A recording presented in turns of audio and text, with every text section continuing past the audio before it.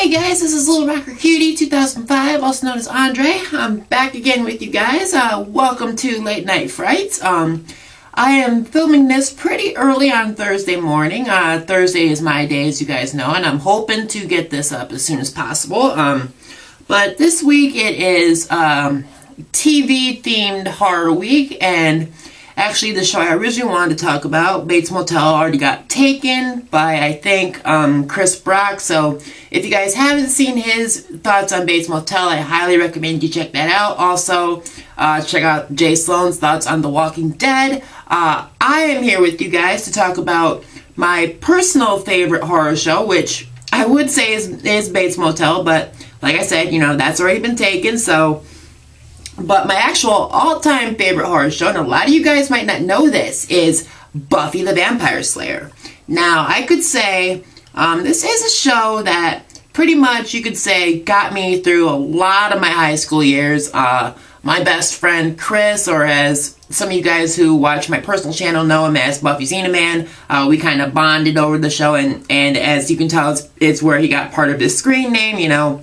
Buffy, Xena, you know, Buffy's his probably, I would say, his number 2 favorite show, Xena being his first, so he put them two together, came up with Buffy Xena Man, and you know the drill. But like I said, you know, I'm going to talk about Buffy the Vampire Slayer, and I'm going to try and give you a little bit of the history of the show, and some of the, I'm going to go into probably like each season of the show. It ran for 7 seasons from 1997 to 2003, so I'm going to try and give you like a little bit of the basis of each season without getting too spoiler heavy. I've got my laptop here. I'm going by Wikipedia, which is pretty much like the most basic thing I could find that kind of gives like a little bit of detail into probably each of the seasons. But first of all, let's kind of get into the history.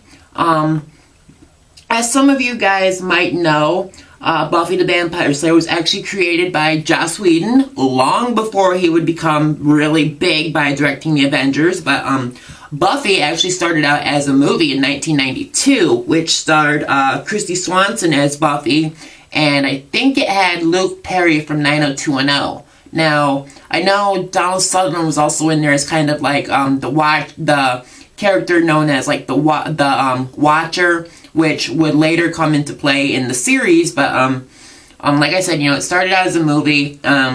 The script for it, which was written by Joss Whedon, it was pretty big, and it was pretty well praised among the movie industry. But sadly, the movie pretty much tanked. So a few years later, we have president CEO of Sand Dollar Television, who was like the big company responsible for bringing Buffy to TV.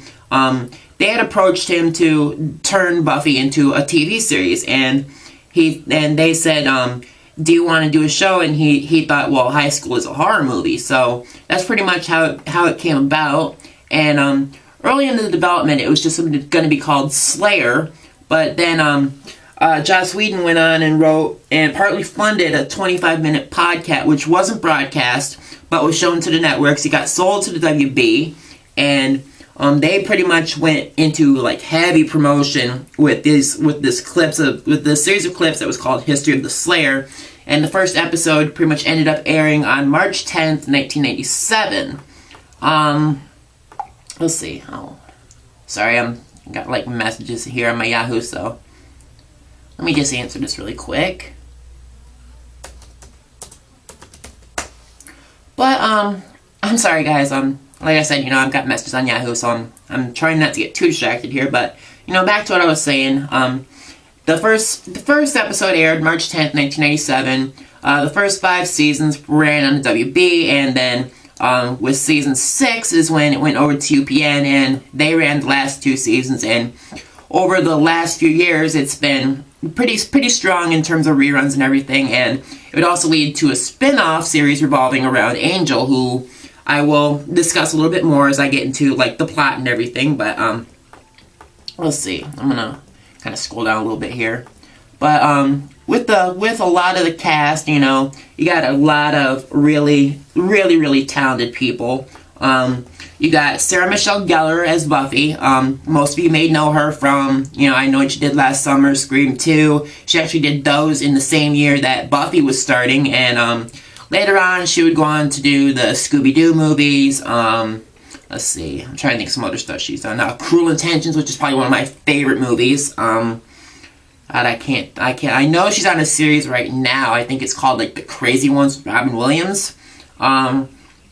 And you've got her watcher, Rupert Giles, who's played by Anthony Stewart Head. He's had a pretty big career over the years. I don't know really too much of what he's done, although I do know about, there was a movie in 2008 that a lot of people I know that, like, I went to school with at that time. But this movie pretty much came out, like, after I'd gone to school with everybody and after I graduated and everything. But everybody was talking about this movie called Repo, the Genetic Opera. And, of course, it was, even before that, Anthony Stewart Head, he pretty much had a decent singing career. So I think that was pretty much how he got cast in Repo, because it is kind of a musical. So if you end up watching Repo at some point, he does do a lot of singing in that movie. Then you've got, let's see, Buffy's two best friends, Willow Rosenberg, who's played by Allison Hannigan. Most of you might know her from, there's like a bunch of stuff she's been in, but most recently it was How I Met Your Mother, and so, there's a lot of people who know her from that. She was also Michelle in the American Pie series, like the four main movies, pretty much, not the spin-offs, but, the ones with, like, Jim and, I'm trying to think I can't really think of all the characters, but she played Michelle, who basically, by the time American Reunion rolls around, she's married to Jim, and they're like the two leads. But you also got, in American Pie, you got Sean William Scott, of course, the iconic Stifler, you got Mena Suvari, a lot of good people in those movies, like I said. And then you've got Xandra Harris, played by Nicholas Brendan. This was actually probably his first big acting gig, and I think after this, like, he ended up in, like, there's this movie I saw in AMC a few times. I was actually told about it. It's called Pinata Survival Island. It's about a killer pinata, and it's got him and Jamie Presley in the leads. Then you've got, let's see, you've got Angel, who's played by David Boreanaz, and most people know him from, of course, the spin-off series Angel, but he was also in the movie Valentine from 2001, which was, I think it's kind of an underrated slasher movie. It's one I do enjoy, but, like, there's some people who pretty much, like, when they do reviews, they'll rant on it and pretty much just give it all kinds of hate, but I happen to enjoy it. And you've got, Cordelia Chase, played by Charisma Carpenter. She's a shallow cheerleader type, and she ends up pretty much joining Buffy and the team. Then you've got, Daniel Oz Osborne, who's played by Seth Green, and if you don't know Seth Green, I don't know where you've been, because he's done a ton of stuff. I mean, he's done, like I said, he's on Buffy. He's done movies like Idle Hands. Let's see. He was in one of my favorite early 90s movies called Arcade, which was about a killer video game. I want to say that was, like, one of his like, first early roles. Like, most people would know him nowadays from either the TV show Dads or on Family Guy, because he's the voice of Chris, which I think is just really cool. Then you've got, let's see, you've got Anya, played by Emma Caulfield. I don't think she comes in until probably, like, I want to say, I'm thinking either season 3 or season 4, but like I said, I'll get to, like, the storylines of each season once I get to that, but right now I'm just kind of going over all the characters, like, all the big main ones. And then you've got Faith, played by Eliza Dushku. Most people know her from The First Wrong Turn, or she had a series of her own, actually 2 series. She had True Calling, which came not long after Buffy had ended, and then a few years ago she did another series that was done by Joss Whedon called Dollhouse, which I think lasted probably like 2 seasons. That was a very good series, and True Calling was good too, but it only lasted like, I think it only lasted like 1 season that got canceled, but there was actually like 6 or 7 episodes that were filmed for season 2, but never got aired, but they did get released on DVD, so, like, I know that Buffy's Animated does have those, because I borrowed them from him a few times. I love True Calling. And you've got, let's see, you've got some of the minor characters. You've got, Kendra Young, who's played by Bianca Lawson. Like, I don't know what she's really done. You've got Drusilla, played by Juliette Landau, she's kind of a big villain in season 2. You've got James Marsters, who plays Spike. He's a big villain in season 2, and he comes into play for the good side, you know, later on through like the last few seasons. And like I said, you know, and you've got Tara McClay, played by Amber Benson. She comes in season 4, I think, and she becomes like Willow's love interest. But like I said, you know, once I get to like the plot lines and everything, I'll dive into that. But I think that's pretty much it for like the really big characters, except for probably the character of Dawn, who's Buffy's sister. She doesn't come in until season 5, but she's played by Michelle Trachtenberg, who a lot of people may know from like Harriet the Spy, The Adventures of Pete and Pete back in the day. A lot of this stuff was like back in the 90s, so like I don't know if she's really doing much now. Like I haven't seen her on too much lately, but then again, I don't get to watch too much TV, so. But now I'm gonna take you into like the plot of each season. This will contain some spoilers, like I said, but I'm gonna try not to give like every single little thing away. But I'm gonna figure, you know, once I get into probably like the plot, I'm gonna try and give you guys like some of my favorite episodes from each season. But you get into season 1, and you know, Buffy's just moved to Sunnydale, California after burning down the gym of her old school, which I think is how the movie from '92 ends. And so she's pretty much moved to Sunnydale to kind of start over and escape the duties of being a Slayer. But then she runs into Giles, or his real name's actually Rupert Giles, but everybody just calls him Giles. But he's pretty much her new watcher, and he pretty much, you know, he tells her that she can't escape her destiny, so she's pretty much gotta take up the duties of being a Slayer again. And of course, Sunnydale High, the school she's going to, is built on what's called a Hellmouth, which is a portal to like other dimensions that attracts like all kinds of demons and vampires and stuff like that. And so, and then she meets Xander and Willow, and they pretty much team up with her. And over the course of the first season, you know, the main villain is the Master. He's like this really like powerful vampire, and so he wants to pretty much open the Hellmouth and take over Sunnydale. So that's like the big overlying plot of season 1. But of course, you know, with the season finale, you get Buffy killing the Master. But then, if I remember correctly, Buffy ends up dying in the first season. So you get to season 2, and Spike and Drusilla show up, and they're like 2 of the main villains of that season. And Spike, he's always like going around causing trouble. He's kind of a Billy Idol lookalike, you could say. And Drusilla, who's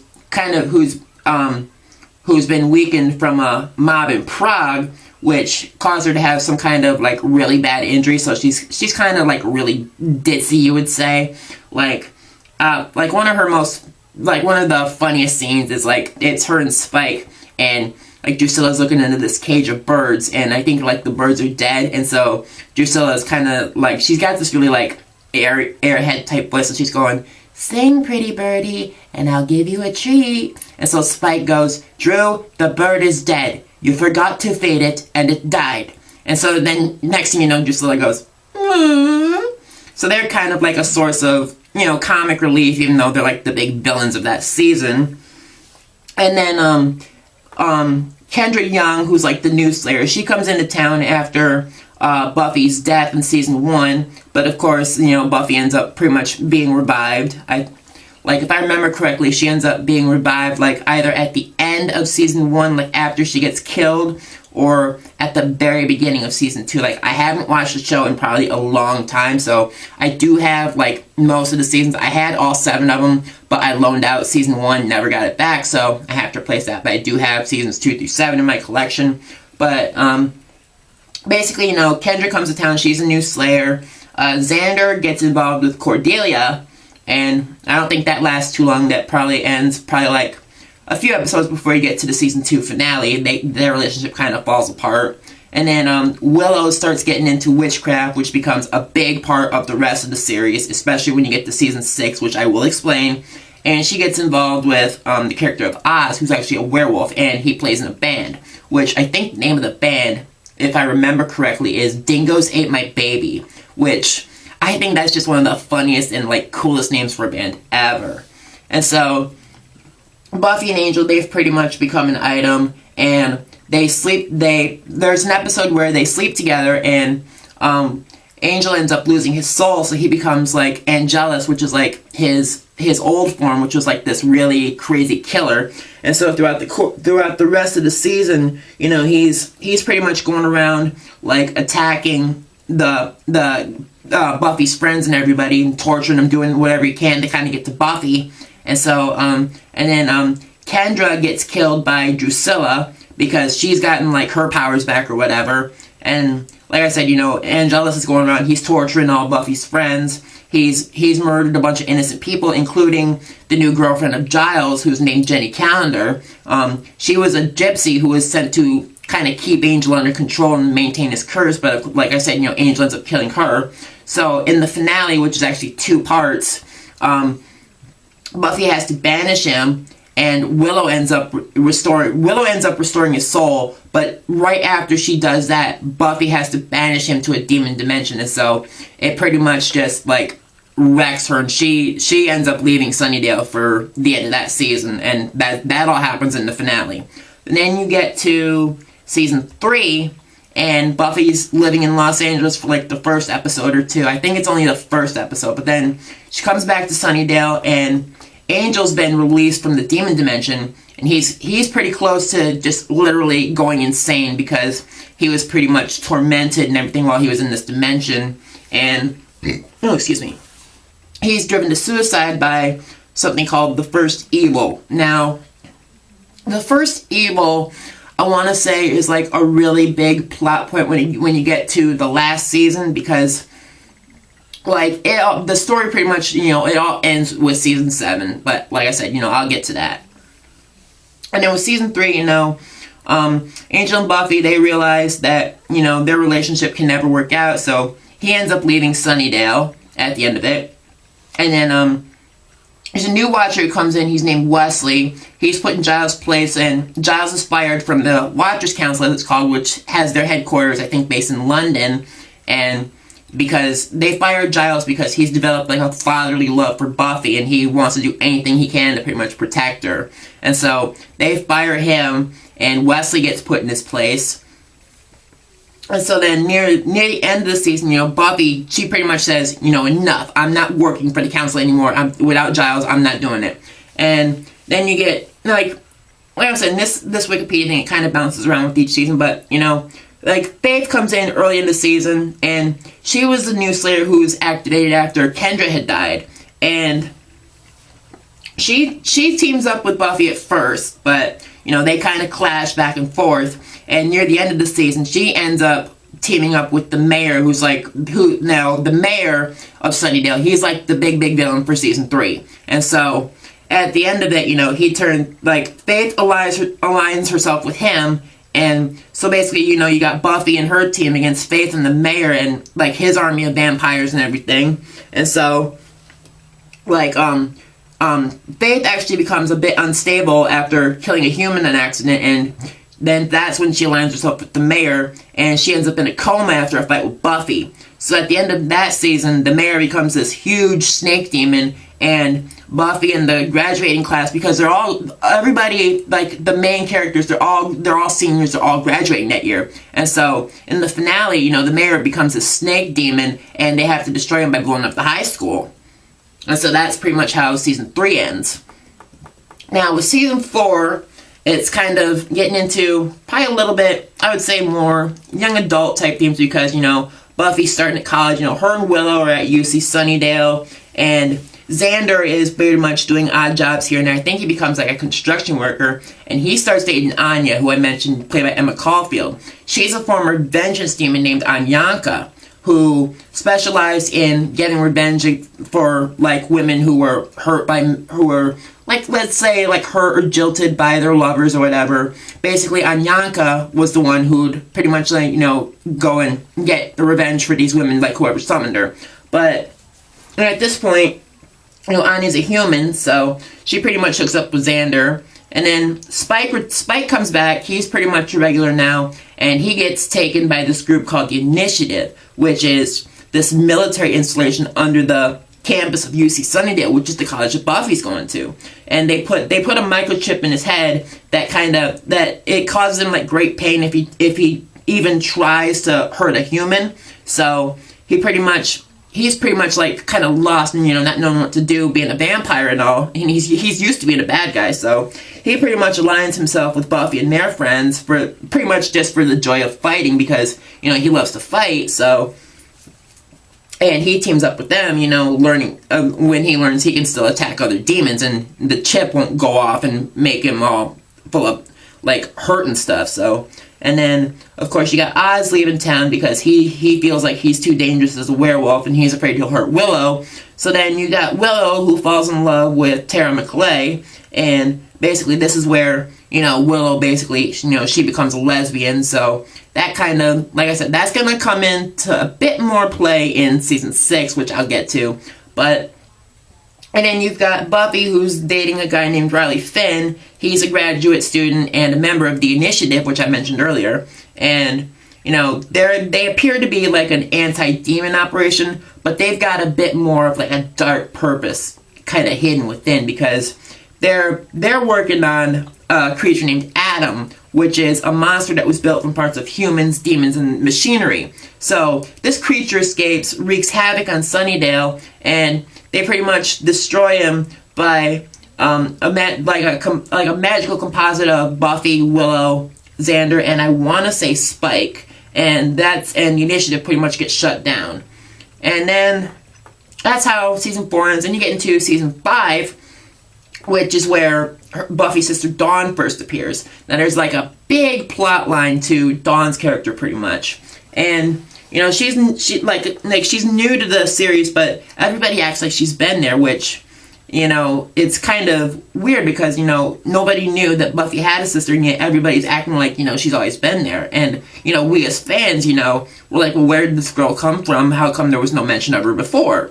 And so you get the character of Glory, who's like the big villain, and she's searching for this key that will allow her to return to hell, because Glory is basically an exiled hell god, and this key is going to allow her to go back to hell, and in the process she's going to kind of mess up the lines between the dimensions and unleash hell on Earth. And so basically, you know, the key's protectors, they've turned the key into a human, and that human happens to be Dawn. And so what they did when they turned the key into Dawn, they basically implanted everybody with all these memories of her. So that's basically why, you know, everybody like knows of her and acts like she's always been there.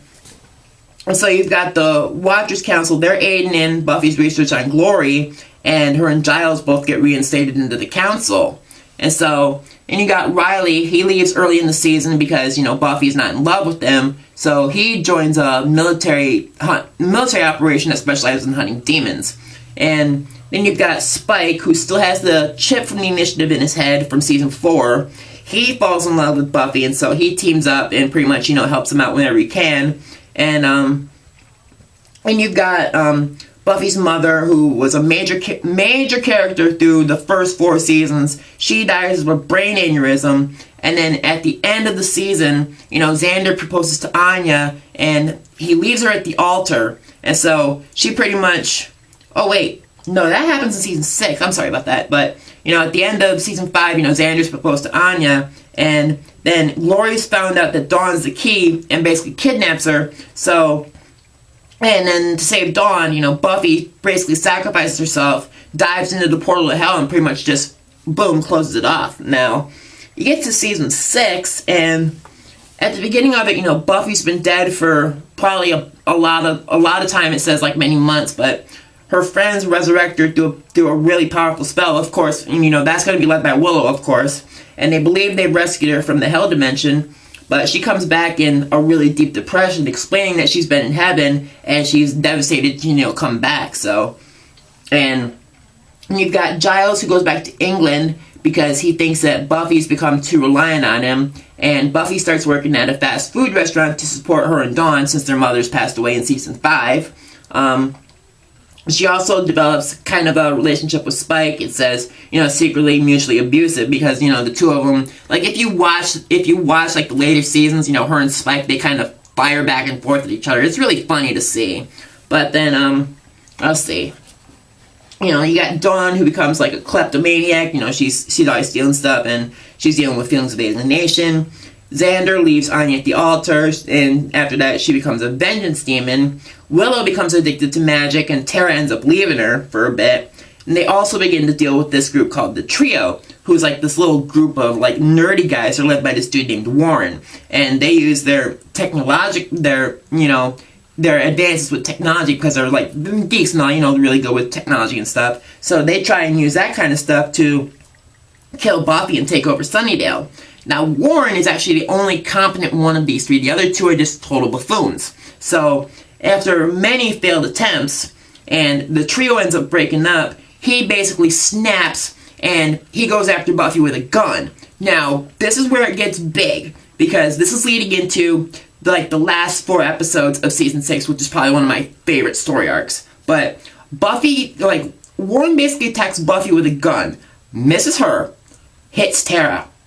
Tara ends up dying. So Willow just loses it, and she basically, she's it says here, she descends into this nihilistic darkness, and so she pretty much, she's pretty much gone evil for the last 3 episodes of the season, which is like I said, this is one of my favorite story arcs, is what they call the Evil Willow arc. And so basically, she goes nuts, and she's just going super, super dark witch on everything. She wants to kill Warren. She does kill Warren, but then she goes after the other two, which Buffy, Xander, and everybody else, they're trying to protect them and stop Willow at the same time. So Giles comes back, and he goes into battle with her, and he ends up infusing her with light magic, which kind of gets her remaining humanity going. And so, she's feeling all the pain of the world, and she wants to put a stop to it. And so, if I remember correctly, she goes to this, it's an old temple or something, I want to say, because there's this huge power there that she could use to destroy the world. And so she pretty much tries to destroy the world to end everyone's suffering. And think about this. It's not Buffy that gets through to her. It's not anybody else in the what I would call the main group. They call themselves the Scoobies. The only one who's able to reach her is Xander, her best friend, which is one of the most powerful scenes at the end of that season. And so, Xander reaches her, and he pretty much, turns her back to, her old self. And then Spike, after he loses control, pretty much attacks Buffy. So he leaves Sunnydale and goes to see a demon, because he wants to be what he used to be, so he can, quote-unquote, give Buffy what she deserves. And so Spike goes through a ton of tests. The chip ends up coming out of his head, and he gets his soul back. And so this all leads into the final season, which is where, like they say, everything has a beginning, everything has an end, pretty much. But with season 7, it's revealed that Buffy's second resurrection has caused an instability that allows the first evil to begin tipping the balance between good and evil. And so it starts with, my throat's hurting a little bit, but it starts with some of the potential slayers being hunted down and killed, and you've got this army of ancient Turok vampires. They're this really old, really powerful group of vampires. So the Watchers Council gets destroyed, and a number of the potential slayers, a few of which were brought by Giles, they all take refuge in Buffy's house. And so, Faith comes back, she comes back to help, and so it's basically, a big battle against the first evil. And then you got the principal of the new school, which the school, I want to say, was rebuilt between probably seasons 5 and 6, because Dawn's going there at the time. And so the principal teams up with them, and you've got, and then of course you've got the Turok vampires, and they're kind of being led by this preacher named Caleb, who's this really, really weird, really creepy preacher type guy. I would compare him to probably an older version of Isaac from Children of the Corn. He's that creepy and that crazy. And so they're pretty much causing trouble for Buffy and all her friends. And so, the Hellmouth's becoming more active, and so nearly all of the population of Sunnydale, humans, demons, they all take off. And then you get to the series finale, and Buffy and the gang, they all go into the Hellmouth, and Willow ends up casting a spell to activate all the potential slayers to give them, the powers of Buffy, so they're all slayers too. And so Angel comes back with this amulet, which Buffy ends up giving to Spike. Anya, who's now human again, she ends up dying, and some of the new Slayers do too. And Buffy manages to take out Caleb, who, like I said, you know, he's the crazy preacher. And then you've got Spike's amulet. He pretty much channels the power of the sun, destroys all the vampires, but it also kills Spike. And then the Hellmouth ends up collapsing, and Sunnydale goes down into the crater too. And so all the survivors and everybody left, they all leave in a school bus. And so you got the final scene where they're all looking at the crater, and this is just like a really cool moment because, you know, Dawn asks, you know, what are we gonna do now? And Buffy just gets this smile on her face, and that's just how the series ends. And it's just, like I said, you know, this is just a really cool, like, horror type series. There's a lot of elements to it, you know, the supernatural, martial arts, you know, you got your horror elements with all the various, you know, vampires, werewolves, demons and such, but, you know, you've also got some real drama, you know, with the mix of relationships and everything. And I should also mention that, like I said, you know, Angel was a pretty big character, so he pretty much ended up getting his own series, which it kind of ties in, like, a lot of it ties into the later episodes of Buffy, because at the start of Buffy season 4 is when Angel starts, so you got some episodes that kind of tie into the later episodes of Buffy, you know, like when there's an episode in season 5 where Buffy's going up against, of all vampires, Count Dracula.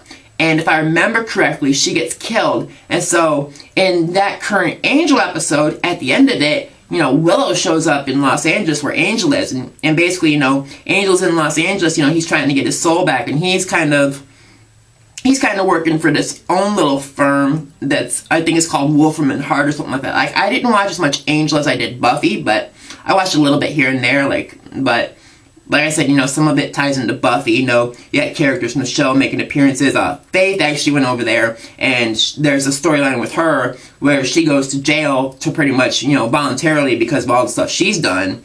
And you've got, like, gosh, like, I don't know, Wikipedia is not helping me much, so I'm kind of sorry about that, guys, and I'm sorry this video took so long, but I think I've done all I can when it comes to pretty much explaining the Buffy storyline and everything and the characters, but I just gotta say, you know, this is a show that I absolutely love. You know, it's one that got me through my high school years. I remember watching it pretty much every week on the WB until it moved to the UPN, which we didn't get at the time, but then, actually how I got the DVDs was, Buffy Xenaman, as I mentioned, you know, he got that big series box set, so, and he had all the separate seasons, so I want to say it was my 21st birthday that he gave the separate seasons to me as like a birthday present. So, but I'm pretty much going to end the video here. It's gone for 33 minutes now. I've pretty much, you know, explained all I can. So, once again, it's Little Rocker Cutie 2005, also known as Andre, coming at you on the Late Night Frights channel. I hope this gets uploaded in time. I'm telling you to enjoy life, enjoy some Skittles, enjoy some Starburst. Keep it forever horror, guys. And in more words, my faithful partner Chris, or Buffy Xenaman, over on my personal channel, he always says, eat some chicken, and I will see you guys next week on Late Night Frights. Take it easy.